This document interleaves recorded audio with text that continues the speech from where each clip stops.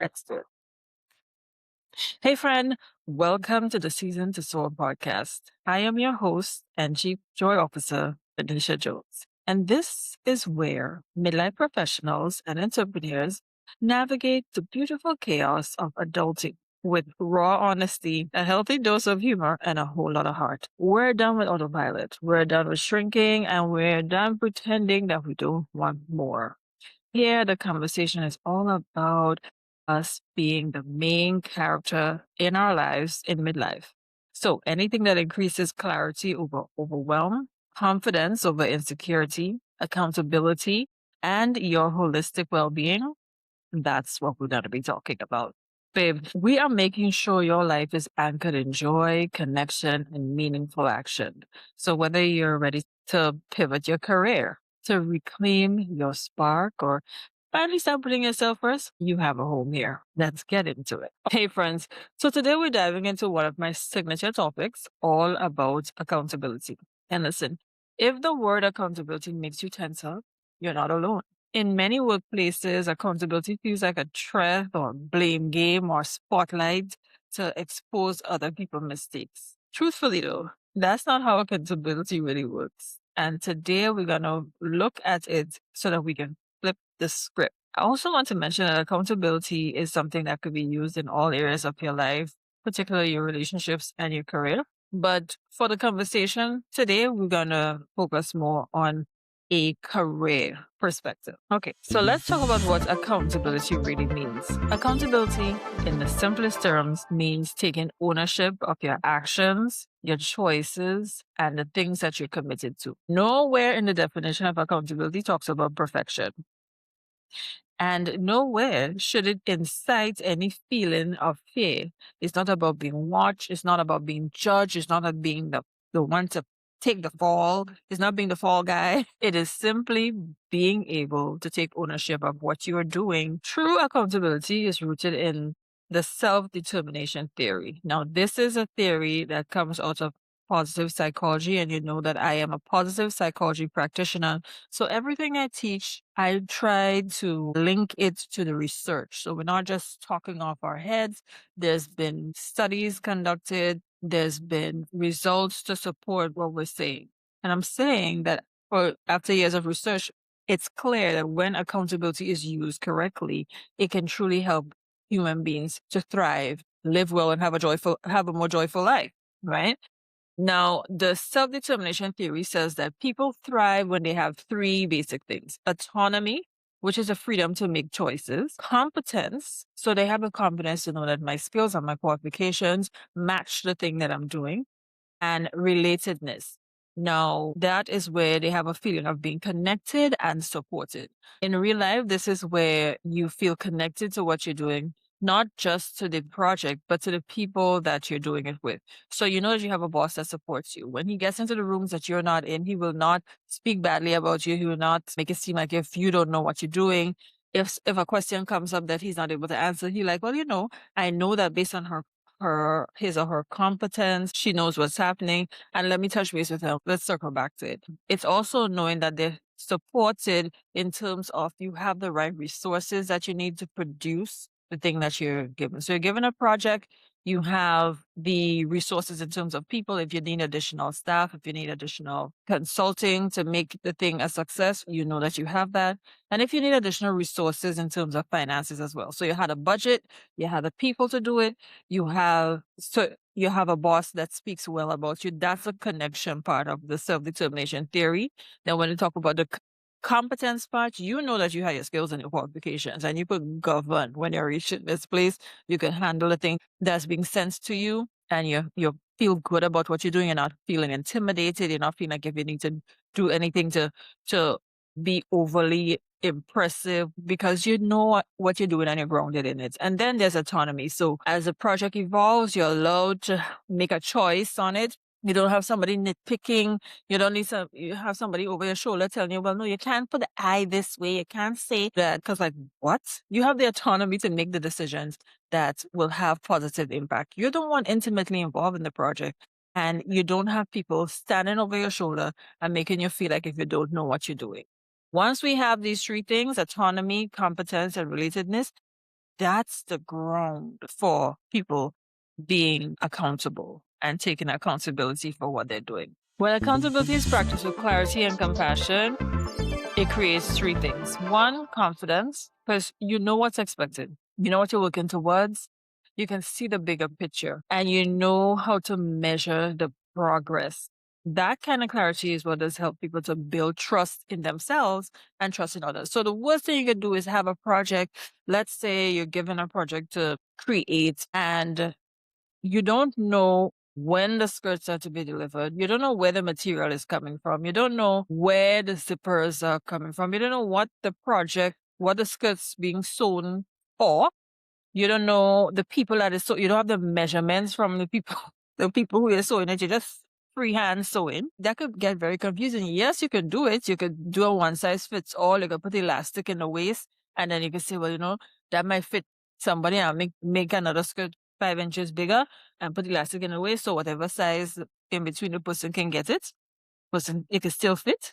But that's not very clear. Versus where you have the people who you're making the skirt for come, they get their measurements done. Then you might have an idea of what the event was. So, if this skirt is for people who dancing and they need a skirt, they're doing belly dancing, their skirt might need to be a little wider because when they open their arms, it will need to flare out. It's going to add to the whole presentation that's happening. That might be a random example, but you do understand what I'm saying. Where if you have the details of what the project entails, what it involves, who it concerns, it is easier for you to have confidence in completing the project. Clarity builds trust with yourself and with other people. The other thing that accountability does is helps with momentum because accountability moves you from intention to action. We have all been in situations where people get together and they have these meetings about meetings and all these grand ideas.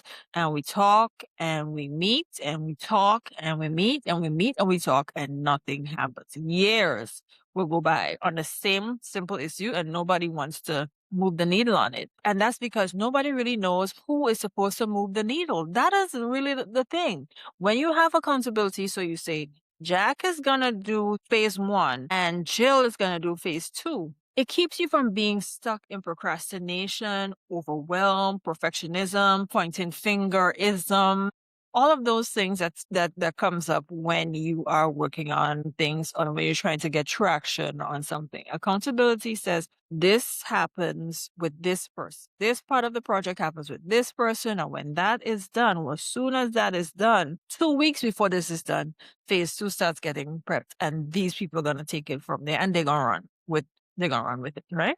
So there's no need for procrastination. There's no need to feel overwhelmed. When this thing gonna finish? I will spend them all on now. Now we know 6 weeks. This thing is gonna take 6 weeks. And if we see week 4 coming and we see nothing happening, we know that something is already wrong. We can flag it. We could get it moving, and we can adjust accordingly, right? But we know who to talk to. 4 weeks in, this thing's supposed to be delivered in 2 weeks. What's popping? This is you. What do you need? Do you need more resources? Do you need more people? Do you need more time? Do you need more direction? Do we need to call somebody in? You understand? And so you know who you're speaking with and you know that person knows and everybody know that person knows, and we just keep it moving. So it's not a blaming. It's not pointing fingers. It's literally you doing the thing that you know that you could do. Accountability also empowers you because it creates connection. When people follow through what they say that they would do, when they communicate openly, and when they support each other, trust grows. Accountability is one of the simplest things that can strengthen professional bonds and reduces all of that gunky office politics. And we know no matter where you go, there will be office politics. We get that. And office politics can actually be good or bad. I did a podcast on that many years ago now. I'll link it to this one. But people underestimate the power of doing what you said you would do. Because if I have to work with anybody in this phase in my life, especially now that I've exited corporate and I'm doing consultancy and coaching full time, I want to do it with people who do what they say they would do. I'm that kind of person, and I don't function well with people who say one thing, change their mind without offering you another solution. Like, what is that? We're adults. We're supposed to be solving problems and getting back to the good part of life. You cause an issue, you cause a hiccup. I can't trust you if you tell me you're going to do something and you don't do it and you don't even offer me like another solution for it to get fixed. Like, is a really poor example of being an adult human being for me. For me personally, I think it shows a lack of professionalism. It shows a lack of confidence. It shows a lack of competence because it means that you're not inventive enough for you to solve the problem. So problems come up every day. Problems is part of life. And as a mom, as a business owner, as a woman, problems is something that is universal. And I can tell you that when they come up, you can decide to just fall apart, or you can decide to pull on your big girl britches and go out and fix the problem. Do connections, find somebody who can help you to do it and solve the problem. The people who meet a problem and then fall apart, I'm just saying, there's always a way out under grace. So as adults, especially as adults who are, wanting to be in our main character era and wanting to be joyful and wanting to pursue meaningful connections, you have to be able to recognize that when you follow through, you're building trust. You're allowing people to build trust in you, right? And I also want to add one of the things that helps me to maintain the confidence that I have in myself and knowing I'm capable of doing whatever I put my mind to do is doing whatever I said I would do. If I say I'm going to do it, I'm going to do it. It's one of the easiest, like you don't have to spend a cent to do what you say you would do. If you say you're going to go to the gym, go to the gym. If you say you're going to eat better, eat better. And if you have to change your mind, be willing to see it through, especially if it involves other people. Be willing to see it through so that it comes to an amicable, a reasonable solution for everybody involved. Don't just say, well, I'm not going anymore and just leave it at that.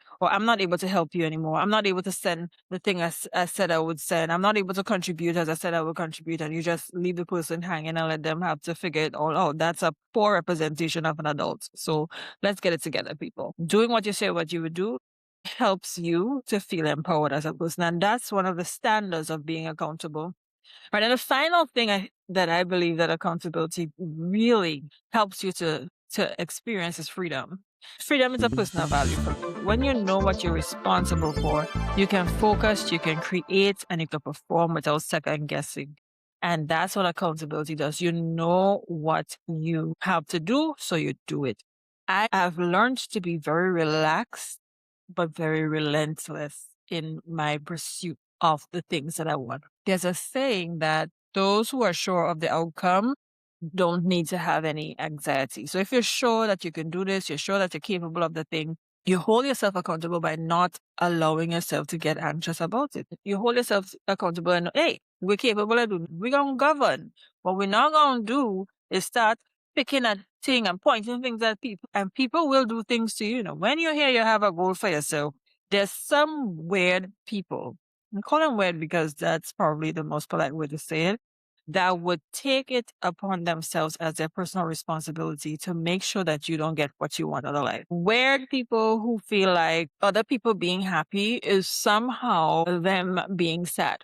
Weird, really weird. People who go out of their way to make sure that they try to devalue the things that you value, try to contest the things that you put forward, try to disrupt your life in any way that they can, try to be as unavailable or uncooperative as possible, as though somehow that's going to slow your roll. If you listen to this podcast, you know that people are just avatars, little character parts in your whole movie script of your life, but you are the main character. And sometimes when we're watching the movie, the main character come off screen and there's, these people in the background. They're just adding to the plot, okay? Babe, when the credits roll, you are going to be the one living the life that you always wanted to live. You just have to keep going and hold yourself accountable to that.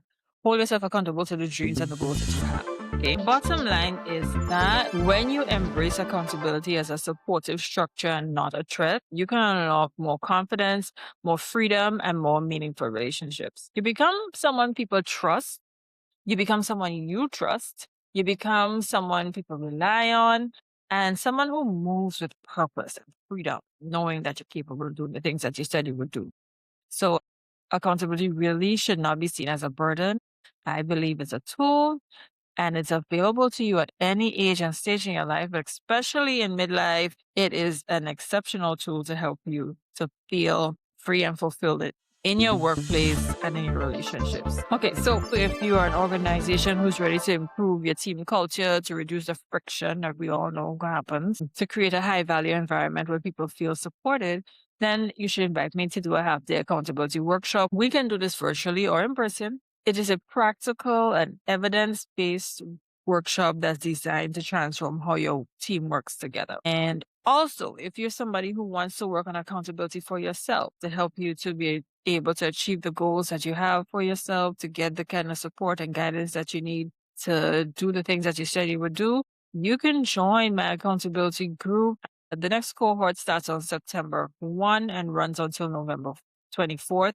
You will be given the guidance and the information and the right environment so that you can build the life that you want. I will leave a link to join the waitlist, and I would love to see you there and work with you. And that's it for today, guys. Thank you so much. The Season to Soar platform is for professionals and entrepreneurs in midlife who are ready to rise with clarity, confidence, and community. I'm Anisha Jones. I'm a certified transformational coach and your Chief Joy Officer. I create environments for midlifers to shift their mindset, stay in motion, and build a life that feels like theirs. Now, if this episode sparked something in you, share it with someone who's ready to rise too. And remember, you're not behind, you're not too late, you're not done. This is your season to soar. Until next time, bye.